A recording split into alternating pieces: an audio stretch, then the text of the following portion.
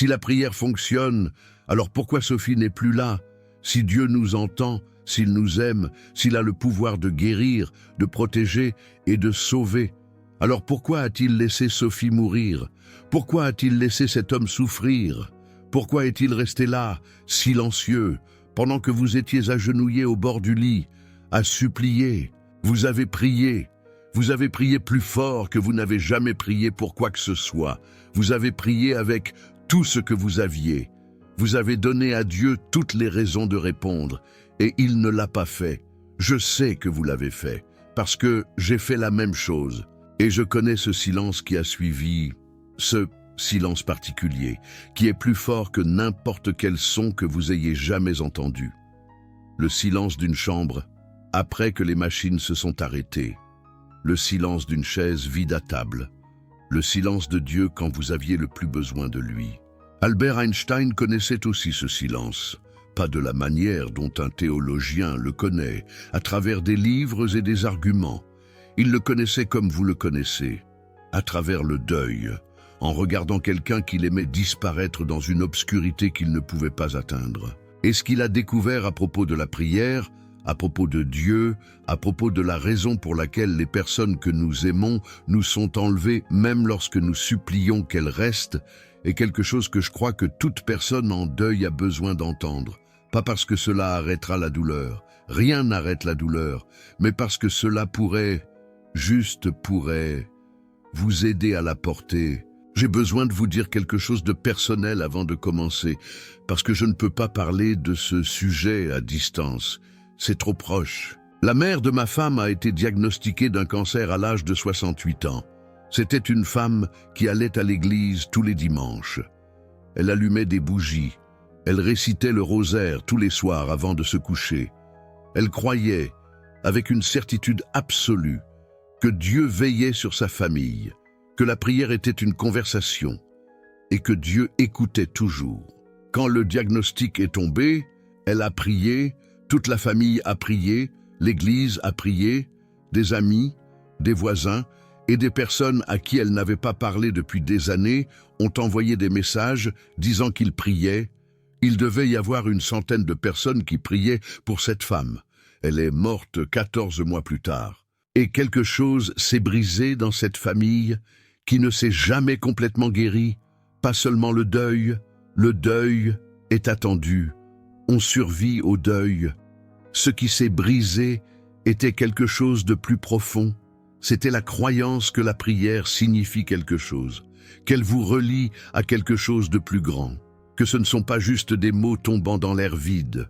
Ma femme n'a pas arrêté de croire en Dieu après cela, mais elle a arrêté de prier, pas par colère, par quelque chose de plus silencieux et, je pense, de plus dévastateur, par le sentiment que cela n'avait pas d'importance, que personne n'était à l'autre bout du fil. Si vous avez déjà ressenti cela, si vous vous êtes déjà agenouillé et avez prié et n'avez reçu que le silence, alors ceci est pour vous. Parce qu'Albert Einstein a compris quelque chose à propos de la prière que la plupart des chefs religieux ne vous diront jamais. Et cela n'a rien à voir avec le fait que Dieu existe ou non.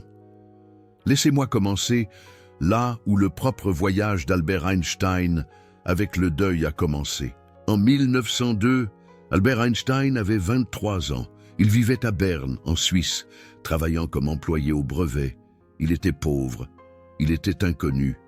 Il était fiancé à une femme que sa famille désapprouvait. Et son père se mourait. Hermann Einstein avait été un homme fier, pas un homme expressif. La famille ne parlait pas de sentiments, elle parlait de mathématiques, de commerce et des détails pratiques de la vie quotidienne. Mais quand Hermann était sur son lit de mort à Milan, il a fait quelque chose qu'Albert n'a jamais oublié. Il a donné sa bénédiction à son fils. Il a dit à Albert qu'il était normal d'épouser Mileva. C'était un cadeau, un dernier acte d'amour d'un homme qui avait passé la plus grande partie de sa vie à lutter pour le montrer. Albert n'était pas là. Il a reçu la nouvelle par lettre. Son père était mort. Et Albert n'avait pas tenu sa main, n'avait pas entendu ses derniers mots. n'avait pas eu la chance de dire ce que les fils pensent toujours avoir plus de temps pour dire. Cette perte a laissé une marque sur Einstein qui ne s'est jamais effacée. Des années plus tard, il la décrirait comme l'une des douleurs les plus profondes de sa vie. Pas seulement la perte elle-même, mais la distance. Le fait que lorsque le moment est venu, il était ailleurs, qu'aucune quantité de désir ne pouvait combler le fossé entre l'endroit où il était et l'endroit où il avait besoin d'être. C'est important, parce que cela révèle quelque chose sur la façon dont Einstein a vécu le deuil. Il n'a pas vécu le deuil comme un philosophe le vit, avec des idées et des arguments. Il a vécu le deuil comme vous le vivez, avec culpabilité, avec regret, avec la terrible connaissance que vous ne pouvez pas revenir en arrière. Et à partir de ce moment, les questions d'Einstein sur Dieu et l'univers ont pris une qualité différente. Ce n'étaient plus seulement des exercices intellectuels, elles étaient personnelles, elles étaient désespérées. C'étaient les questions d'un homme qui avait perdu quelqu'un et qui avait besoin de comprendre pourquoi. Pas pourquoi au sens scientifique, pourquoi au sens humain. Pourquoi lui? Pourquoi maintenant? Pourquoi n'étais-je pas là? En 1910, le deuxième fils d'Einstein est né. Il s'appelait Édouard. Dès le début, Édouard était différent de son frère aîné, Hans Albert. Il était sensible, intense, émotionnellement instable. Il aimait la musique, il aimait la poésie. Il voulait devenir psychiatre, suivant les traces de Sigmund Freud, qu'il admirait. Einstein adorait Édouard. Dans ses lettres, il l'appelait son petit ourson. Il lui écrivait avec une tendresse qui apparaissait rarement dans sa correspondance avec qui que ce soit d'autre. De toutes ses relations, celle avec Édouard semblait puiser dans quelque chose de non gardé chez Einstein, quelque chose de vulnérable. Et puis, quand Édouard avait 20 ans, tout s'est effondré. Édouard a été diagnostiqué schizophrène. Il avait tenté de mettre fin à ses jours. Il a été interné. Et Einstein, qui avait récemment reçu le prix Nobel, qui était célébré dans le monde entier comme le plus grand esprit de sa génération, s'est tenu impuissant devant le seul problème que son intellect ne pouvait pas toucher. Il l'a dit lui-même, dans une phrase qui me fait encore m'arrêter quand je la lis. Édouard est le seul problème qui n'a pas de solution. Pensez-y, Einstein, l'homme qui pouvait plier la lumière et remodeler le temps, qui pouvait décrire la structure de l'univers dans une seule équation, a regardé la souffrance de son propre fils et n'a trouvé aucune réponse, aucune équation, aucune théorie, aucune preuve élégante. Sa deuxième femme, Elsa, a écrit à une amie pendant cette période et a dit quelque chose qui me brise le cœur chaque fois que je la rencontre. Elle a dit que ce chagrin rongeait Albert. Rongeait, pas attristait, pas troublait, rongeait comme quelque chose de vivant à l'intérieur de lui, le consumant de l'intérieur. Einstein rendait visite à Édouard quand il le pouvait. Mais en 1933, lorsque les nazis sont arrivés au pouvoir, Einstein s'est enfui en Amérique. Il n'est jamais retourné en Europe. Il n'a jamais revu Édouard. Pendant les 22 années restantes de sa vie, Einstein a vécu d'un côté d'un océan, tandis que son fils vivait de l'autre, enfermé dans un esprit qui s'éloignait de plus en plus chaque année. Il a continué à payer pour les soins d'Édouard. Il a écrit des lettres. Mais les lettres se sont faites plus courtes et moins fréquentes au fil des ans. Non pas parce qu'Albert Einstein aimait moins Édouard, mais parce que chaque lettre était une confrontation avec la seule chose qu'Albert Einstein ne pouvait pas faire: y remédier, résoudre le problème, faire que tout aille bien.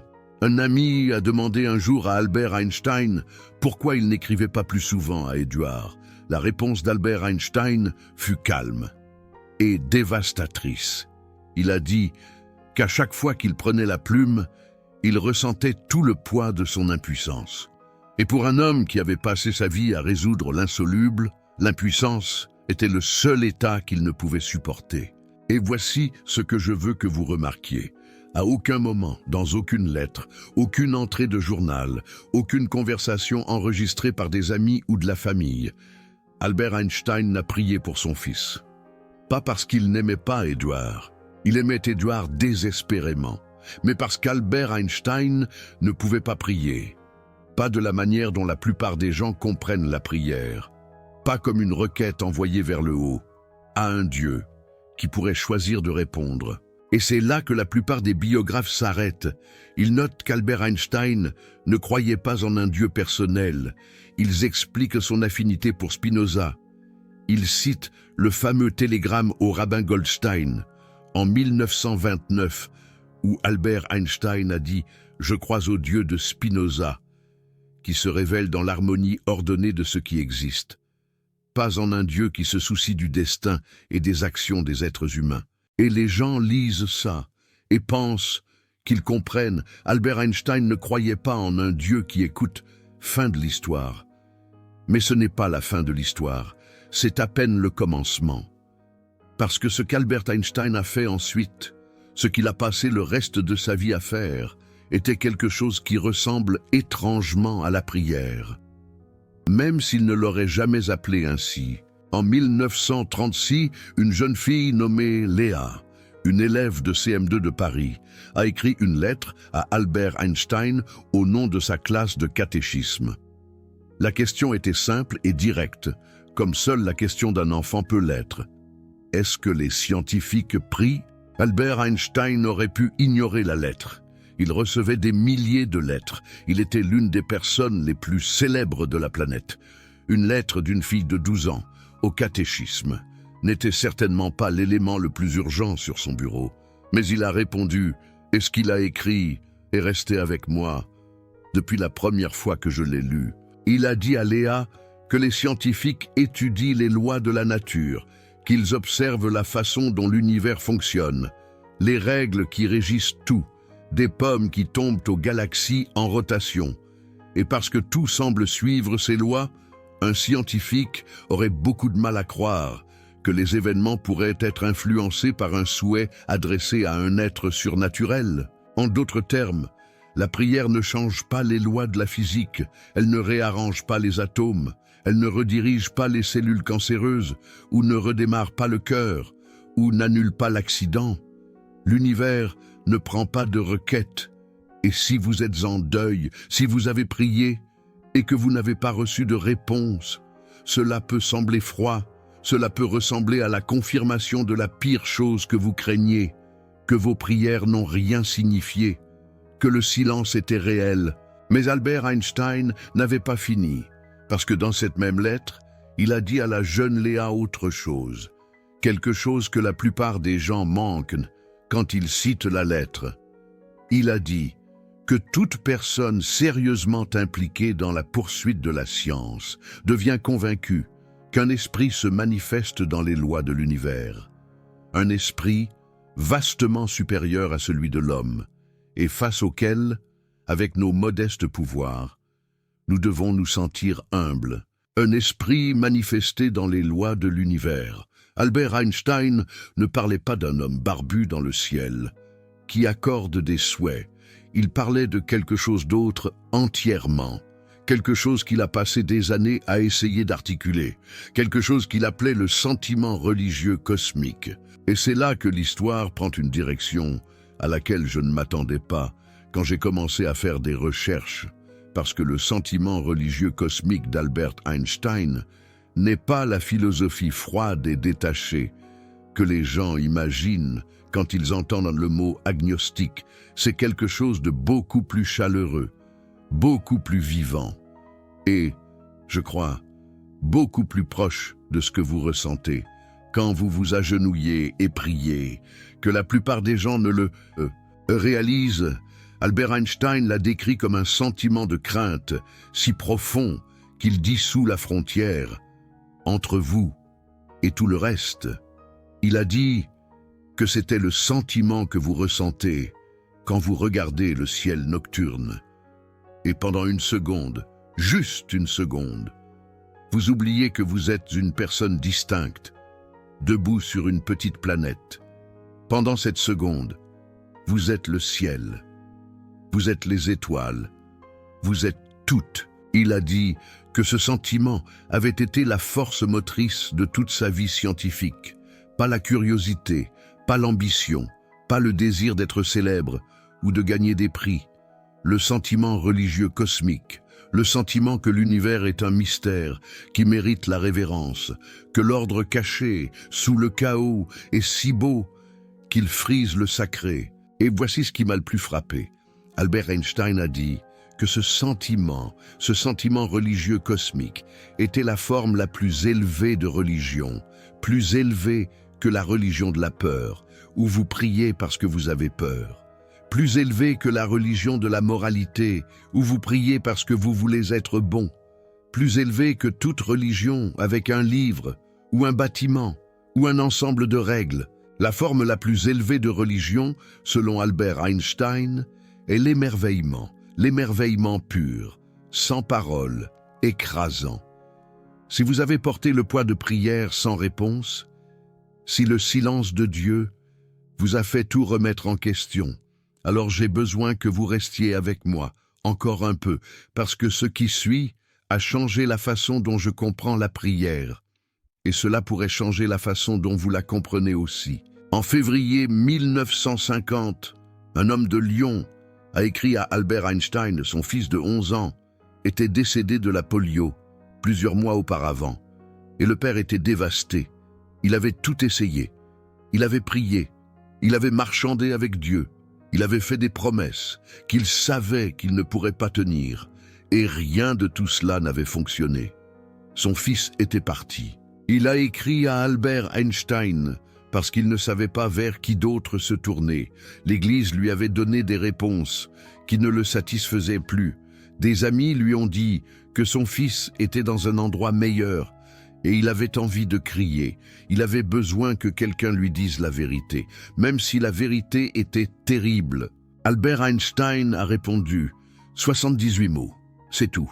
Mais ces 78 mots contiennent quelque chose qui, je crois, est l'une des choses les plus profondes, jamais écrites. Sur le deuil, sur la perte, sur ce que signifie de perdre quelqu'un que vous aimez. Un être humain est une partie du tout, appelée par nous univers, une partie limitée dans le temps et l'espace. Il se perçoit lui-même, ses pensées et ses sentiments, comme quelque chose de séparé du reste, une sorte d'illusion d'optique de sa conscience. Cette illusion est une sorte de prison pour nous, nous limitant à nos désirs personnels et à l'affection pour quelques personnes les plus proches de nous. Notre tâche doit être de nous libérer de cette prison, en élargissant notre cercle de compassion pour embrasser toutes les créatures vivantes et toute la nature dans sa beauté. Relisez ça lentement.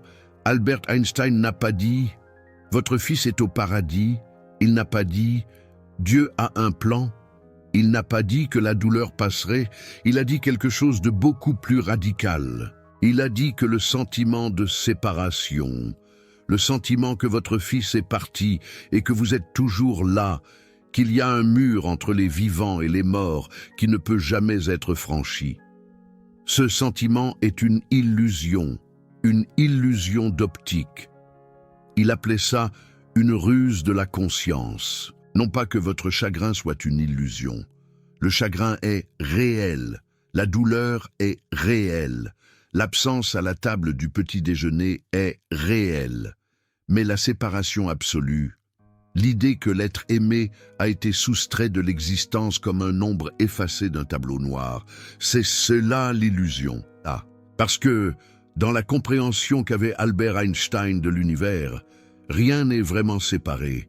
Nous faisons tous partie d'une seule chose, d'une seule étoffe, d'un immense ensemble interconnecté.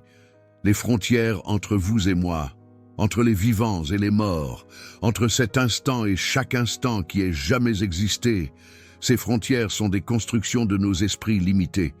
Ce ne sont pas des caractéristiques de la réalité. Quand j'ai lu ces mots pour la première fois, j'ai dû poser le livre. Je suis resté assis sur ma chaise pendant longtemps et j'ai pensé à mon beau-père, décédé l'année précédente, un homme discret, un homme de routine. Chaque matin de sa vie d'adulte, il buvait son café à la même table, sur la même chaise, en lisant le même journal. Et chaque matin depuis sa mort, cette chaise est vide. Mais selon Albert Einstein, elle n'est pas vraiment vide. Mon beau-père est toujours assis là. Il boit toujours son café. Il tourne toujours les pages. Ce matin existe toujours. Il n'est pas dans le passé. Il est simplement ailleurs dans le tissu du temps. Et le fait que je ne puisse pas le voir ne signifie pas qu'il n'est pas là. Je ne comprends pas pleinement cela. Je ne suis pas physicien, mais je l'ai senti dans mon corps, là où vit le chagrin. Quelque chose s'est relâché quand j'ai lu les mots d'Albert Einstein. Pas le chagrin lui-même, la solitude du chagrin, le sentiment d'être d'un côté d'un mur et que les personnes que j'avais perdues étaient de l'autre. Albert Einstein disait qu'il n'y a pas de mur, et cela change tout à propos de la prière. Parce que si Albert Einstein a raison, si nous faisons vraiment tous partie d'un seul ensemble, alors la prière n'est pas ce que nous pensons qu'elle est. Ce n'est pas un message envoyé d'un endroit à un autre. Ce n'est pas une requête transmise d'en bas vers en haut. Ce n'est pas un coup de téléphone à Dieu. C'est autre chose. Quelque chose qu'Albert Einstein a passé des décennies à contourner sans jamais vraiment le nommer. Je pense que la prière est le moment où nous cessons de nous sentir séparés. C'est tout, c'est tout. Quand vous vous agenouillez au bord du lit et que vous tenez la main de quelqu'un et que vous priez, vous n'envoyez pas un signal à un Dieu distant. Vous dissolvez la frontière entre vous et la personne que vous aimez. Vous faites, pour un instant, l'expérience de ce qu'Albert Einstein appelait le véritable sentiment religieux, le sentiment de faire partie de quelque chose qui n'a pas de bord, pas de mur, pas de séparation. Et c'est pourquoi la prière semble sainte même lorsqu'elle n'est pas exaucée, parce que la sainteté n'était jamais dans la réponse, elle était dans la connexion. C'est l'inversion, c'est ce qu'Albert Einstein a découvert qui bouleverse tout. On nous a appris que la prière est une transaction. Vous demandez, Dieu livre. Et quand Dieu ne livre pas, tout le système semble s'effondrer.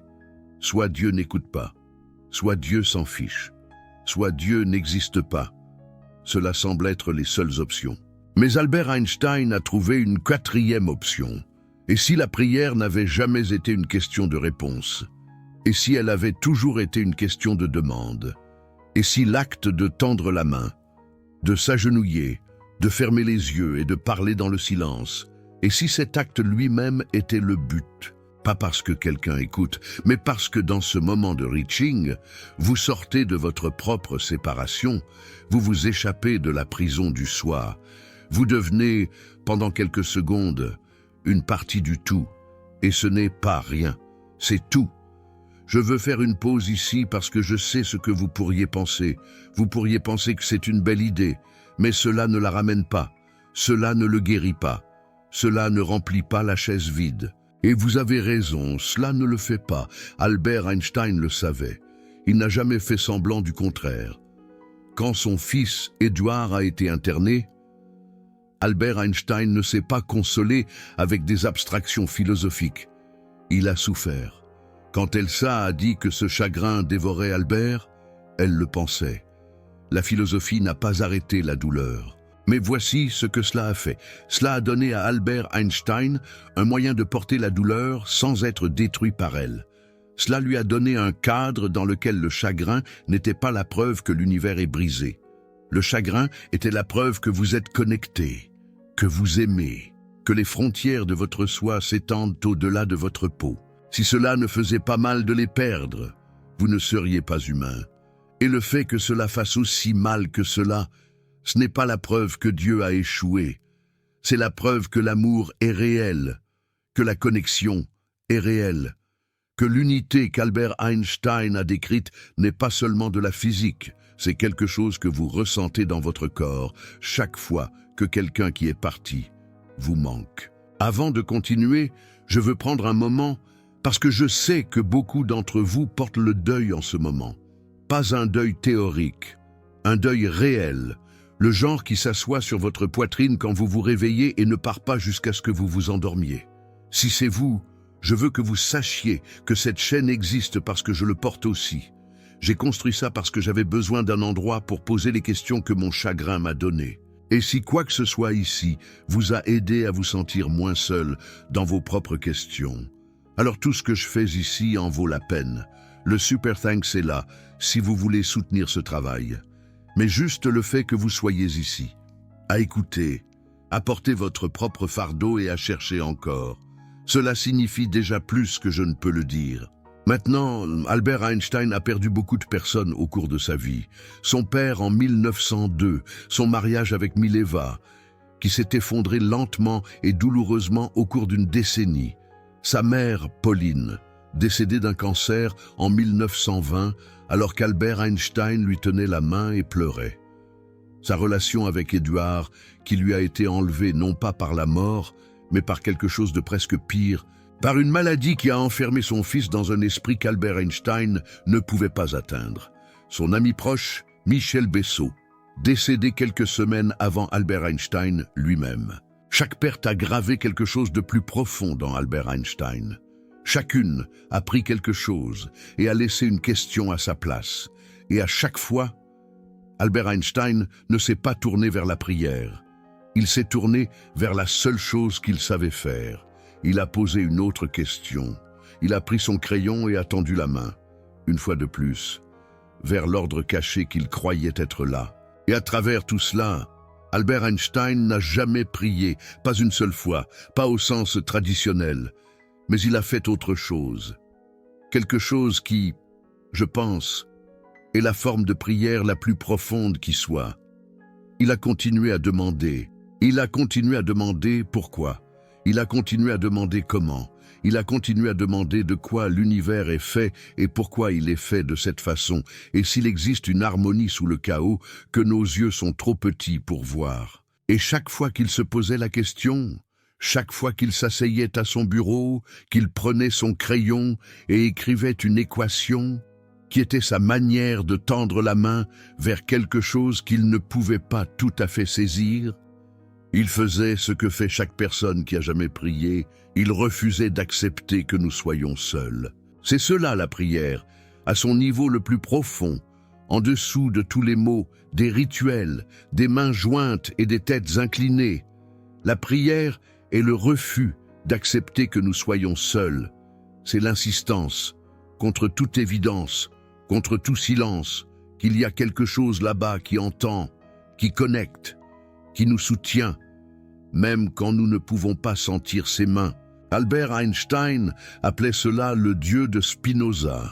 Il appelait cela le sentiment religieux cosmique. Il appelait cela l'harmonie de l'univers et l'esprit manifesté dans les lois de la nature. Il utilisait une douzaine de noms différents pour cela, parce qu'aucun nom unique n'était adéquat. Mais peu importe comment il l'appelait, ce n'était pas froid, ce n'était pas détaché, ce n'était pas le Dieu des manuels scolaires ou des conférences de philosophie. C'était le Dieu que vous ressentez à 3 heures du matin, quand vous ne pouvez pas dormir et que vous murmurez dans l'obscurité et que vous ne savez pas si quelqu'un écoute, mais vous parlez quand même, parce que l'alternative est le silence et vous n'êtes pas prêt pour le silence. Albert Einstein a passé toute sa vie à parler dans cette obscurité et il n'a jamais obtenu de réponse.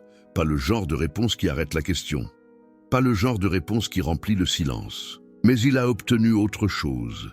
Il a eu le sentiment que l'obscurité elle-même était vivante, que le silence n'était pas vide, que l'univers, malgré toute son indifférence, malgré toutes ses équations froides et ses galaxies tourbillonnantes, était en quelque sorte, inexplicablement, conscient de lui-même, à travers nous, à travers nos questions, à travers notre deuil, à travers notre refus têtu et magnifique de cesser de tendre la main. Et si c'est vrai, alors vos prières n'ont pas été vaines, pas une seule d'entre elles. Pas les prières pour votre mère, pas les prières pour votre père, pas les prières pour l'enfant qui n'a pas survécu, ou le conjoint qui est parti trop tôt, ou l'ami qui s'est éteint sous vos yeux. Ces prières n'ont pas changé l'issue. Albert Einstein serait le premier à vous le dire. Les lois de la physique ne se plient pas à nos souhaits. Mais elles vous ont changé. Elles ont ouvert quelque chose en vous. Elles ont fissuré les murs de la prison qu'Albert Einstein décrivait, la prison du soi séparé. Et pendant un instant, juste un instant, vous étiez connecté à la personne pour qui vous priez, au silence qui vous contenait tous les deux, au tout. Et cette connexion ne s'arrête pas quand la personne meurt, parce que dans l'univers d'Albert Einstein, rien ne disparaît vraiment. Les moments que vous avez partagés ne sont pas dans le passé. Ils sont, ils existent, ils font partie du paysage de l'espace-temps, aussi réel que la chaise sur laquelle vous êtes assis en ce moment. La séparation est l'illusion. La connexion est ce qui est réel. Je sais que ce n'est pas la réponse que vous vouliez. Vous vouliez que Dieu les sauve. Vous vouliez que la prière fonctionne comme on vous l'avait dit. Vous vouliez le miracle. Albert Einstein voulait aussi un miracle. Il voulait que son père vive. Il voulait qu'Édouard aille bien. Il voulait que Bessot soit à l'autre bout du fil la prochaine fois qu'il aurait une idée dont il aurait besoin de discuter. Il n'a pas obtenu ces miracles. Et vous non plus. Mais ce qu'Albert Einstein a trouvé, à l'endroit où les miracles auraient dû être, c'était autre chose. Quelque chose de plus calme. Quelque chose qui ne s'annonce pas avec des trompettes ou ne brûle pas assez fort pour être vu de loin. Il a découvert que l'univers est une seule chose, que nous en faisons tous partie, que les frontières que nous voyons sont des frontières que nous avons inventées, et que l'amour que vous ressentez pour la personne que vous avez perdue n'est pas votre amour, et leur amour se rencontrant à travers un fossé, c'est un seul amour, indivisible, ininterrompu, maintenu dans le tissu de tout ce qui existe. Voilà ce qu'Albert Einstein a trouvé là où le silence de Dieu se trouvait autrefois, et je crois que c'est suffisant. Pas assez pour arrêter le deuil. Je ne vous promettrai jamais cela.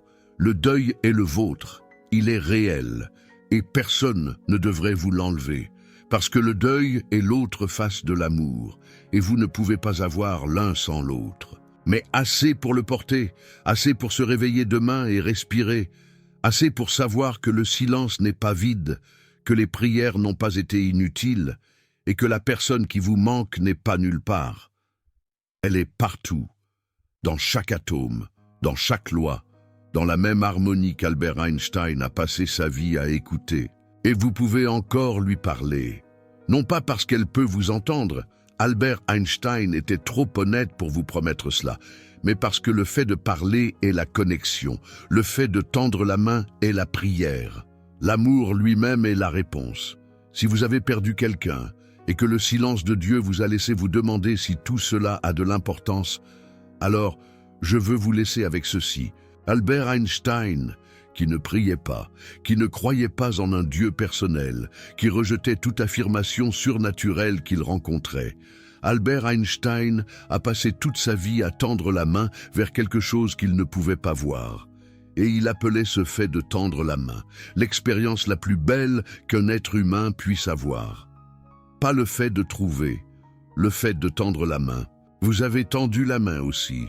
Chaque prière, chaque nom murmuré, chaque moment où vous avez fermé les yeux et parlé à quelqu'un qui n'était plus là. Ce n'était pas de la faiblesse, ce n'était pas une illusion. C'était la chose la plus humaine, la plus sacrée, la plus Einstein que vous pouviez faire. Le fait de tendre la main est la prière, et la prière est la connexion, et la connexion est réelle. Je continue de tendre la main, et je soupçonne que je le ferai toujours. Et vous, avez-vous déjà prié et reçu seulement le silence?